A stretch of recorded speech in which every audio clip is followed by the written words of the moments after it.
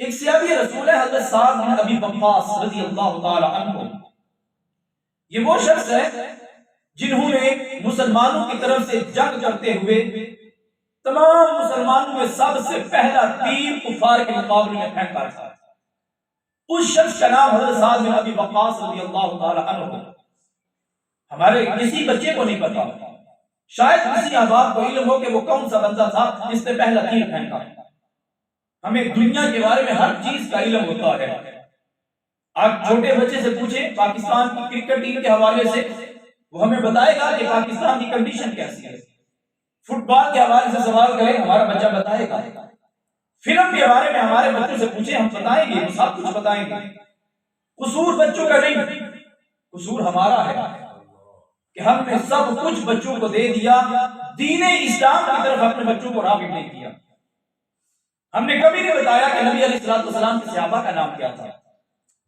ہم نے کبھی نہیں بتایا کہ حضور کی ازواج کا نام کیا ہے، ہم نے حضور کی اہل بیت کے بارے میں بچوں کو کبھی نہیں بتایا۔ تو یہ ہمیں کیسے پتا ہو کہ پہلا تیر پھینکنے والا کون تھا؟ تو حضرت سعد بن ابی وقاص جنہوں نے پہلا تیر پھینکا، وہ خود روایت کرتے ہیں، وہ فرماتے ہیں کہ ہم حضور کے ساتھ غزوات میں شریک ہوتے تھے، ہمارے پاس کھانے کے لیے کچھ نہیں ہوتا تھا، یہاں تک کیا فرماتے ہیں ہمارے پاس درختوں کے پتے ہوتے، وہ ہمیں کھانے کے لیے ملا کرتے تھے۔ اور حدیث مبارکہ کے اندر الفاظ ہیں کہ درخت بھی کون سا، ککر کا درخت اور اس کے پتے، یہ ہمیں کھانے کے لیے دیے جاتے، یہی تمہارا ناشتہ ہے، یہی تمہارا لنچ ہے، یہی تمہارا ڈنر ہے، اور یہ کھا کے تم نے کفار کے ساتھ جنگ بھی لڑنی ہے۔ اور پھر مزے کی بات ہے اللہ ان کو فتح بھی عطا فرما دیتا ہے۔ اس کا مطلب ہے جنگیں اسلحے کے زور پہ یا کھانے کے زور پہ نہیں لڑی جاتی، دل کے اندر عشق مصطفیٰ ہو تو بندہ میدان میں اتر جایا کرتا ہے۔ آپ فرماتے ہیں کہ ککر کے درخت کے پتے ہم کھاتے اور سرکار کے ساتھ جنگ کے لیے چلے جاتے، لیکن آگے بڑی کمال کی بات انہوں نے کی، اپنے احوال بتائے۔ آپ فرماتے ہیں ہم میں سے اگر کوئی شخص پخانہ کرتا تو جس طرح بکری مینگنی کرتی ہے، آپ فرماتے ہیں ہمارا پخانہ بکری کی مینگنی کی مثل ہوا کرتا تھا۔ یہ حالات صحابہ کرام کے، اور ان حالات میں صحابہ کرام نے دین اسلام کے اوپر پہرا دیا۔ آج اگر ہم بڑے سکون سے بڑے آرام سے بیٹھے ہیں تو یہ صحابہ کرام کی قربانیاں اس کے اندر شامل ہیں۔ انہوں نے کفار کے خلاف جنگیں لڑی، اللہ تعالیٰ نے مسلمانوں کو فتح عطا فرمائی، عالم اسلام میں سرکار علیہ السلام کی برکت سے اسلام کا پرچم بلند ہو گیا۔ لیکن آج ذرا ہم غور و فکر کریں، ہم سب شام کو اپنے گریبان میں جانیں کہ اللہ کی کتنی نعمتیں ہمارے اوپر ہیں،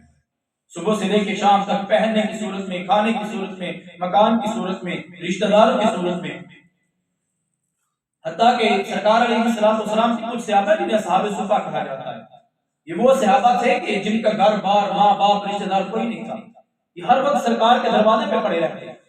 سرکار علیہ السلام اپنی طرف سے حدیث مبارکہ کے اندر آتا ہے، حضرت فضالہ بن عبید رضی اللہ تعالی عنہ وہ روایت کرتے ہیں کہ سرکار نماز پڑھا رہے ہوتے تو پیچھے کچھ صحابہ گر پڑتے، کھڑے ہونے کی طاقت نہیں ہوتی تھی صحابہ کے اندر، اور لوگ ان کو مجنون کہتے ہیں، یہ کیسے لوگ ہیں، کھڑے بھی نہیں ہو سکتے، حتیٰ کہ بھوک کی وجہ سے نقاہت کا عالم یہ تھا کہ نماز شروع کرتے ہیں سرکار کے پیچھے، سرکار کی نماز جاری ہے، کھڑے ہونے کی طاقت نہیں تھی، زمین پر تشریف فرما ہو جاتے، گر پڑتے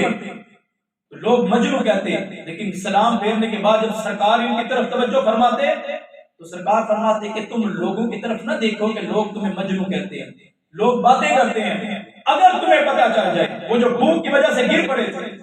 سرکار نے ان کو فرمایا اگر تمہیں پتہ چل جائے کہ اللہ کی بارگاہ میں تمہارا کتنا مقام ہے تو تم یہ خیال کرو کہ کاش ہماری بھوک میں اور اضافہ ہو جاتا۔